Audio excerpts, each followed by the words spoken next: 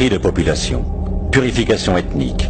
Le système, en s'affinant dans l'horreur, atteint alors les limites ultimes d'un racisme qui rappelle étrangement la solution finale nazie. Le docteur Basson m'a montré un document. Ce document contenait une proposition émanant de quelqu'un en Europe. Ce type disait qu'il possédait un produit, une bactérie, qui avait la possibilité de n'infecter, de ne rendre malade et de ne tuer que les gens pigmentés, comme les Noirs. Le docteur Basson m'a demandé de me documenter et d'étudier scientifiquement cette possibilité. Est-ce vraiment possible? Notre conclusion a été que c'était tout à fait possible, et il a été décidé que ce serait bien que le gouvernement en soit informé.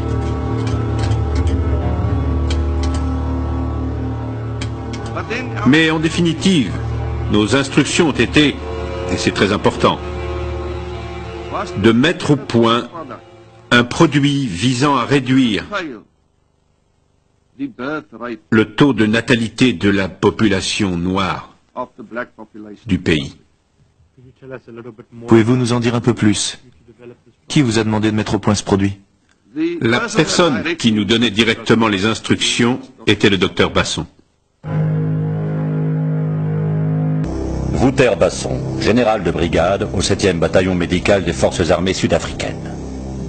J'ai demandé à Basson, seriez-vous capable de mettre au point, pour moi, un gaz qui ne serait ni irritant, ni mortel, mais qui rendrait les gens inoffensifs pendant quelque temps, afin qu'ils se calment, et que nous n'ayons pas à les tuer en cherchant à maîtriser la foule.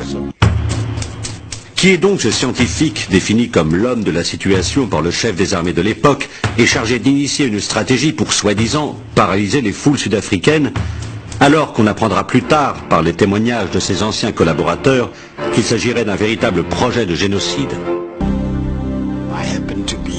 Il se trouve que je suis le témoin vivant de ce qui est arrivé.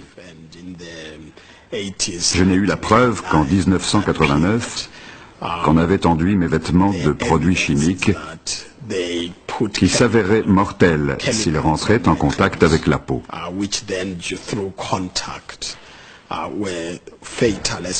Mais j'ai survécu. J'ai atterri dans un hôpital aux États-Unis. Ils m'ont soigné et ont réussi à déterminer l'origine de mes troubles. Il y a eu une descente chez lui de la brigade de lutte contre la grande criminalité économique.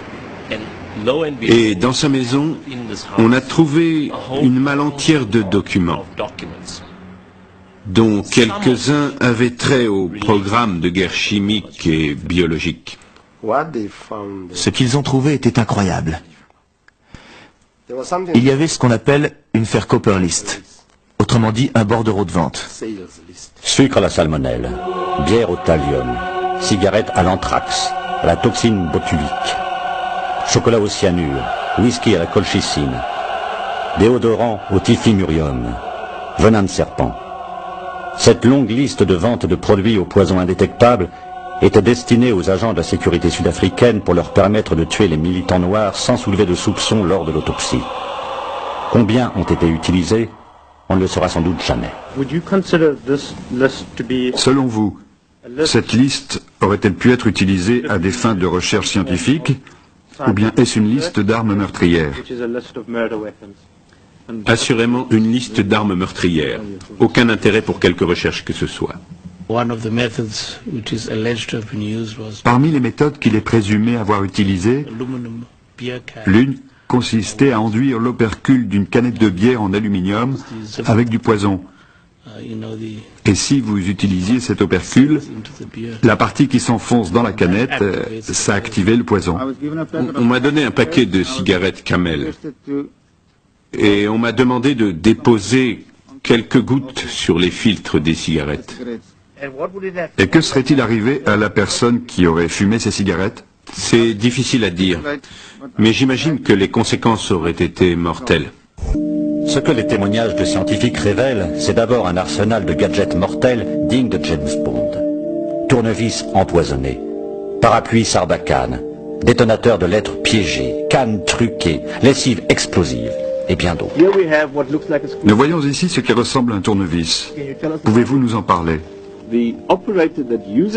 La personne qui utilise cet appareil pique la personne visée.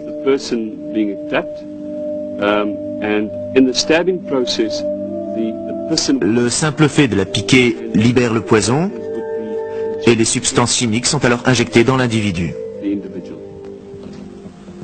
Est-ce qu'on peut manipuler ceci en toute sécurité? Tout à fait. Mais j'éviterai quand même de toucher l'extrémité, au cas où.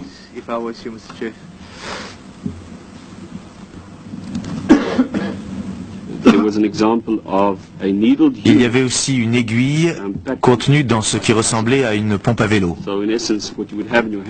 En gros, vous avez dans les mains une pompe à vélo. Vous pouvez la faire coulisser pour sortir l'aiguille. Le même système existait dans des cannes ou des parapluies. Il y avait plusieurs façons de maquiller l'ensemble. Et à quoi servait la canne? Il y avait deux modèles. Le premier était une canne qui dissimulait une aiguille sur le bout. Le deuxième était une canne qui pouvait tirer une petite balle. Une balle en polycarbone qui était percée de nombreux petits trous, ce qui permettait d'y loger des substances toxiques. À très courte distance, l'idée était de pouvoir tirer dans la jambe de quelqu'un. Il y avait aussi 2 paquets de lessive Omo qui avaient un mécanisme explosif à l'intérieur. Donc, il y avait 2 paquets de lessive Omo avec les explosifs déjà à l'intérieur. Oui. Les paquets contenaient des explosifs amorcés et prêts. Derrière cette panoplie d'inventions d'un autre âge, se profile plus gravement encore l'existence secrète et massive de produits destinés à propager des maladies à l'échelle d'un peuple, voire d'un continent. Anthrax, choléra, méningite, Ebola, sida.